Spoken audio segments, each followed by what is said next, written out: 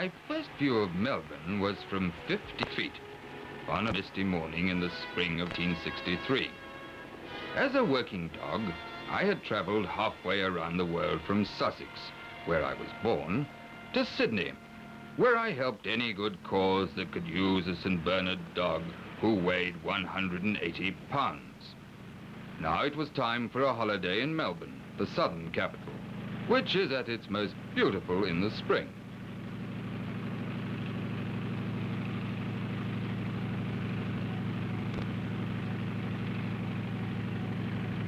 Here it was I met my hostess, Miss Jennifer Perry, who was to attend to my modest requirements. Half a gallon of fresh milk with my morning eggs and a mere 8 pounds of steak for my supper.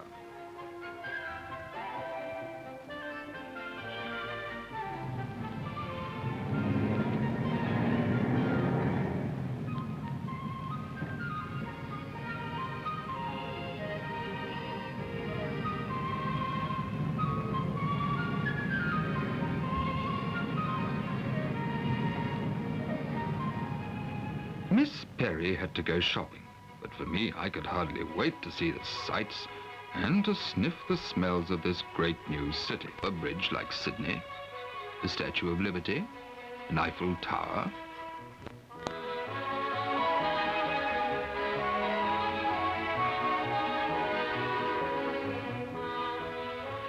However, I found Melbourne does have its own special landmarks, such as the Sydney Mire Music Bowl with its aluminium shell supported by strong steel cable.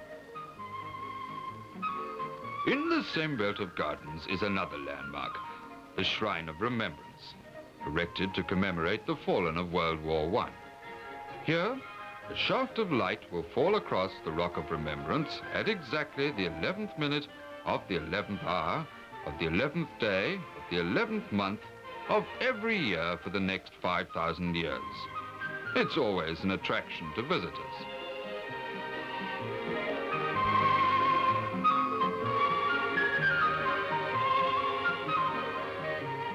Every pilgrim to Melbourne must pay homage to the paddock that grew into the Melbourne cricket ground, also the scene for the 1956 Olympic Games. And every year it is packed with 100,000 fans for the grand final of the Australian rules football. Here was a chance to tread the sacred turf where Victor Trumper, Dr. W.G. Grace, Sir Donald Bradman, and the other great giants made cricket history. Here was created the bodyline controversy. Another shrine at which many worship is the old Princess Bridge Hotel, known all over the world as Young and Jackson's. Everybody goes to see Chloe. Why should I be an exception? She was a sensation in 1888. They paid £14,000 for her.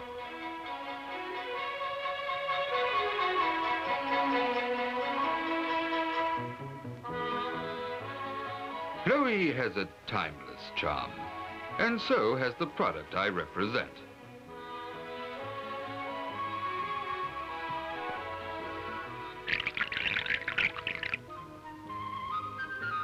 It didn't take long to discover that Melbourne's a friendly place.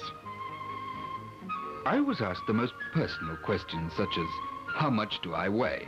How old am I? I was even asked, how much do I eat? Now, well, it was all good fun. It had been a long day, and Miss Perry thought it was time for us to make tracks for home. In half an hour, we'd left the busy streets and freeways behind and reached the gently rolling countryside of southern Victoria.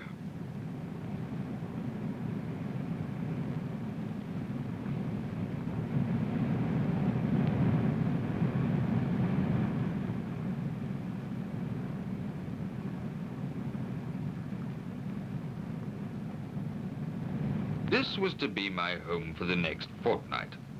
Near enough to Melbourne to see its lights, yet far enough out to enjoy a run in the paddocks.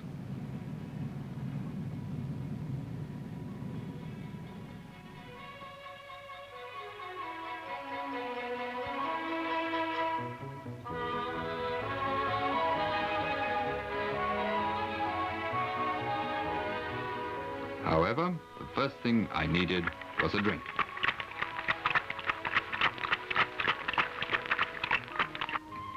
The other guests greeted me with mixed feelings and a lot of noise.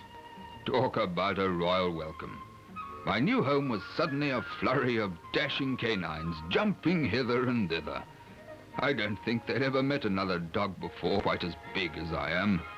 But eventually, they did settle down.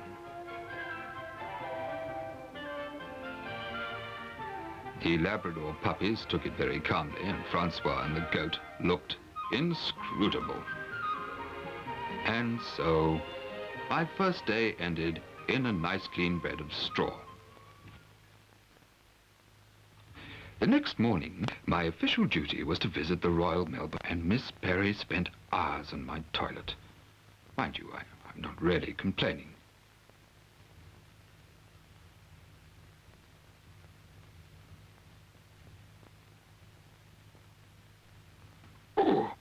Oh. Anyway, at last she seemed satisfied and I was ready to face the judges. And if my knees knocked a little, well, who could blame me?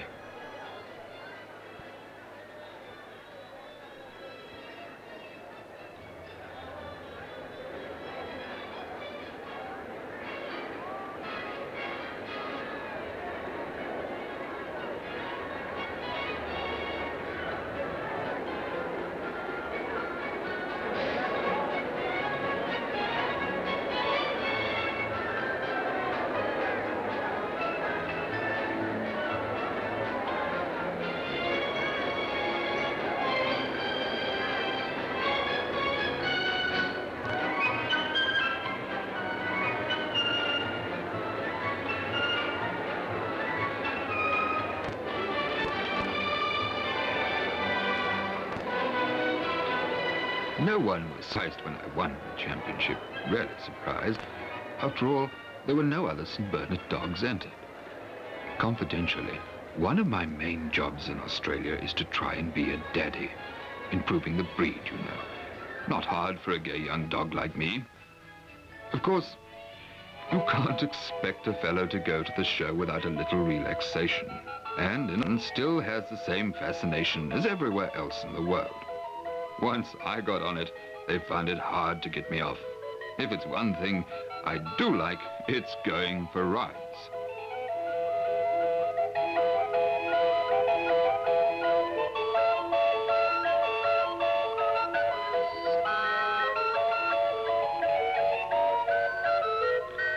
The show is a combination of a state fair, a Calgary stampede, and a trek exhibition.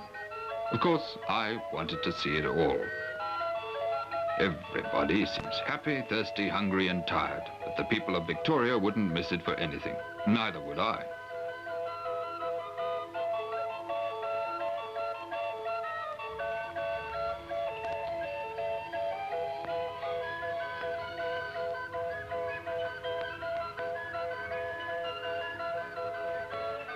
There was a diabolical invention called the Mad Mouse, designed to disprove Newton's laws of motion.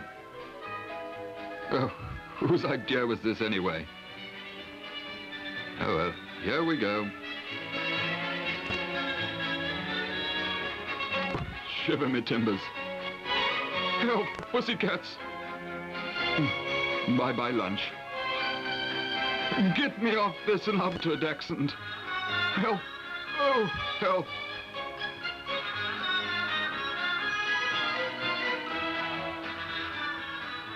Oh, well, in this case, what went up did at last come down.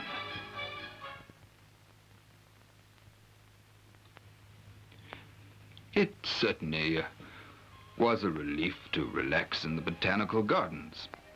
Planned and laid out by Baron von Müller, the great botanist, who spent some of his time scattering blackberry seeds in the Dandenong Ranges for the benefit of poor people.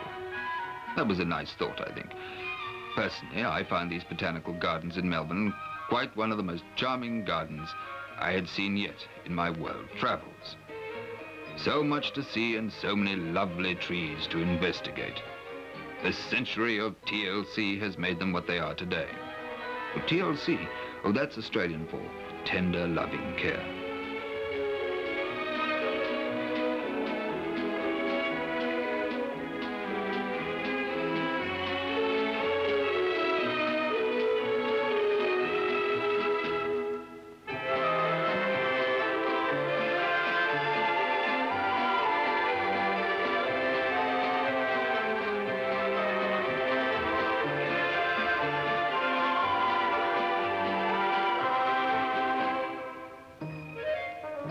never know what you'll find in the lady's handbag. Well, talking of trees reminds me, I wanted to make a personal investigation of the tallest trees in the world. A real dog's paradise by all accounts. Eucalyptus regnans or mountain ash can be found as close as 20 miles from Melbourne in the Sherbrooke Forest. A favorite place for a picnic.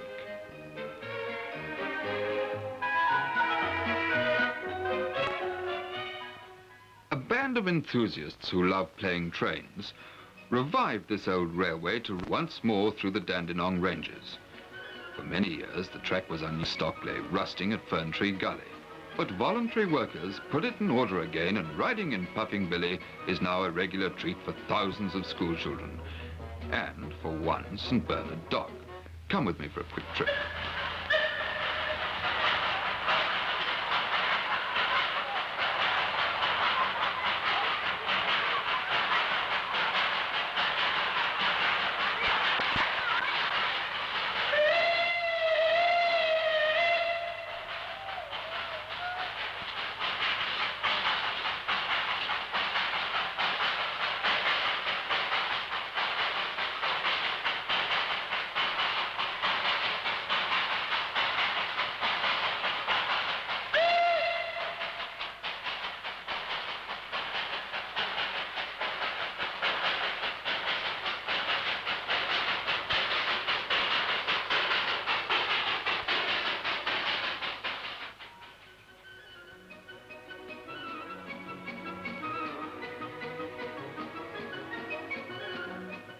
To be in Melbourne without seeing Port Phillip Bay would be to miss that broad expanse of water where Jock Sturrock, skipper of Gretel, learned to handle the tiller. Of course, it's not always as calm as this. In fact, a stiff breeze and there's a treacherous, choppy sea in no time.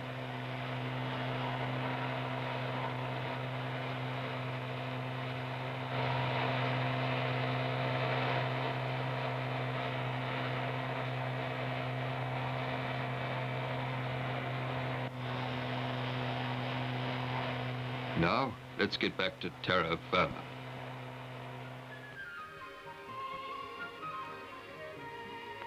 I said terra firma, Mr. Cameraman. Thank you.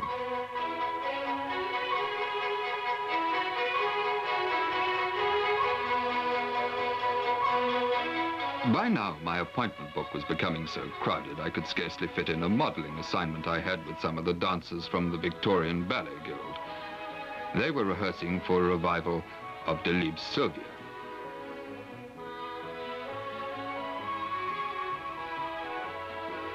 This was a funny scene for me, a cameraman photographing a camera. However, yes, I'm doing very nicely indeed, thank you, Jack. Then a famous cartoonist from the Melbourne Herald wished to draw my portrait. But there are limits to what a gentleman can tolerate, and I left him in no doubt as to what I thought.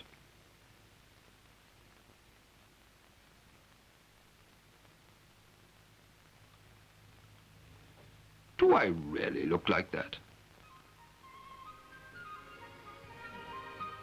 Before I knew it, I was asked to open a popular television program called In Melbourne Tonight, so I performed my little trick of taking a load off my feet and placing it on someone else's show.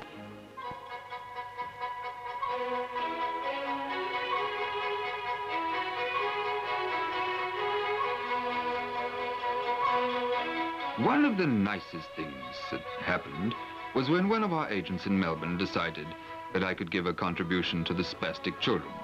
We left the office, but I was momentarily deceived by a cast iron light pole. Fiendishly clever, these Victorians.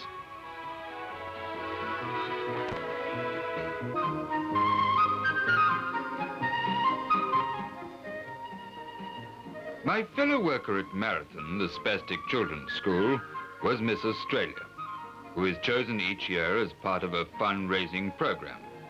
The children and I certainly got on well together.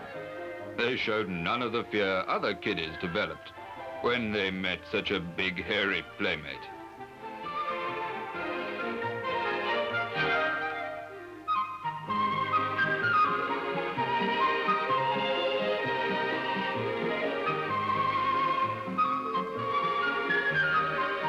In Melbourne's tallest building, there was more business to attend to.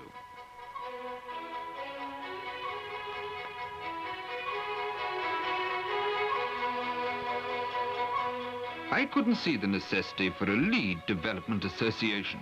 Surely canines spend enough time on the lead as it is. Oh, well, the girls tried to stop me, but I was determined to see the boss about this lead development business. Hey, I've got a bone to pick with you.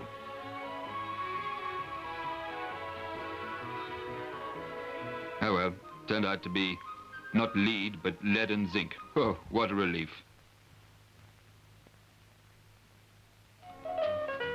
After dark, Melbourne comes to life in a very cosmopolitan way.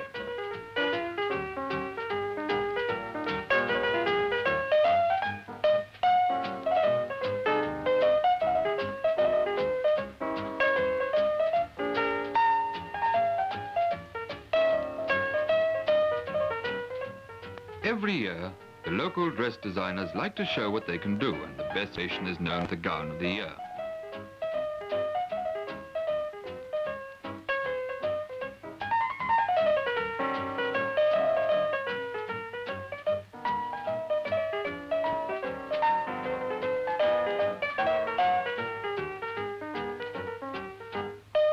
To many, of course, the finest fashion creation is the heavenly body. Trends in fashion will not change this shape.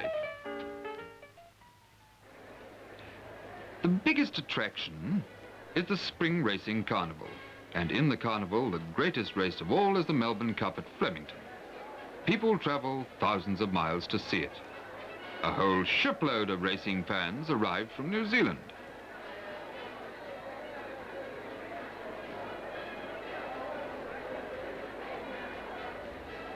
Actually, I was not interested in betting, and I preferred to listen to the Royal Australian Air Force Band, or just to mingle with the crowd.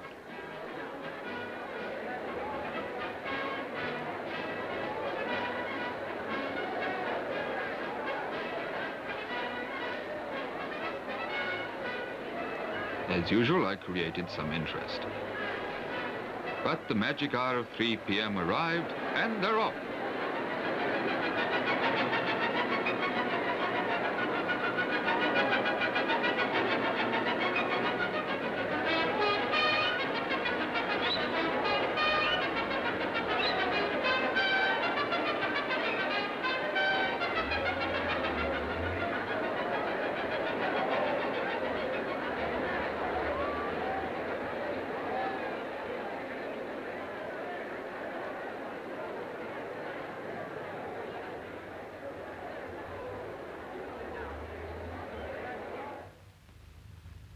After the Cup, my girlfriend took me to Melbourne's newest hotel, the Southern Cross, to share a glass of beer.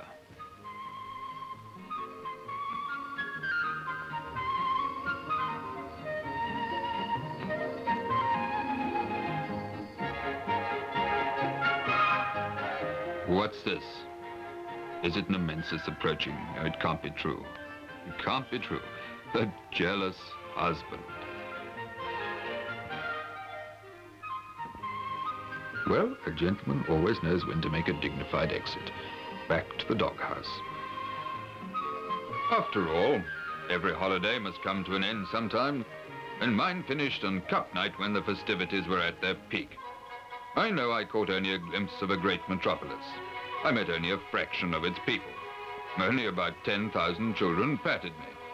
But Melbourne made me very welcome, and to me, it will always be a city of sweet smells and tall trees.